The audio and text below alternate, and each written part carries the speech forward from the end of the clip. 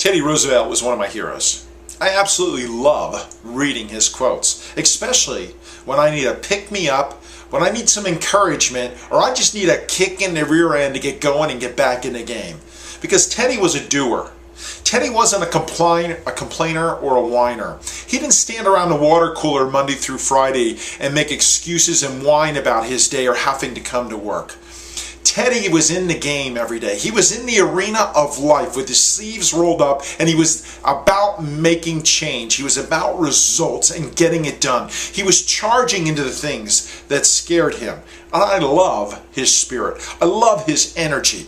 I love his work ethic and attitude. We need a whole lot more Teddys today. But can you imagine if Teddy was alive today? And let's imagine he was your boss and my boss. I can't even imagine him being back in this time when our culture, especially our business culture, has changed so dramatically, and not for the good. When 70% of America every day wakes up whining and complaining about going to work. 7 out of 10 Americans are complaining about their job. And 7 of 10 are singing the song, "Thank God it's Friday" on Friday. They're living their life for Friday. Can you imagine Teddy walking into the office today and people were acting like that? Were dragging their rear ends every day, doing just enough to get by, just so they could live for the weekends? I can't imagine what would happen in a workplace with Teddy Roosevelt as the boss. We need a little bit more Teddy in ourselves, in our workplaces, in our industry, in our offices today. Here's a crazy thought for you. If we want to see change, we're going to have to be bold, like Teddy did. And here's a crazy idea. What if tomorrow you show up to your work and you become the CIO, the Chief Inspirational Officer? What if you come to work and you bring the energy? What if instead of being the office whiner and complainer about all the things that are bad, you become the office promoter? You start talking about all the things that your office and company and people are doing well, instead of hanging out with the water cooler with the other losers who are complaining about life. It's whatever you're complaining about, why don't you become and do what you're complaining about?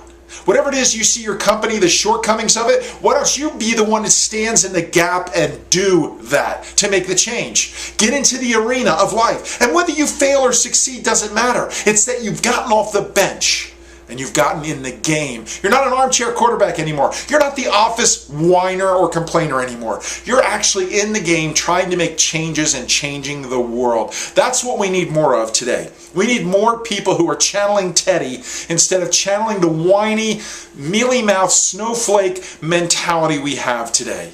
Get off the bench. Get in the game.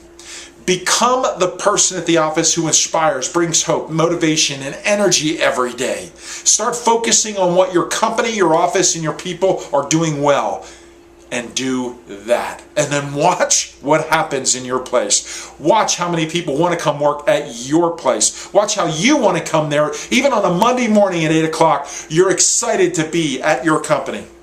My name is Ed Carcarey, and I'd love to connect with you at edcarcarey.com. Find your passion, you'll find your life.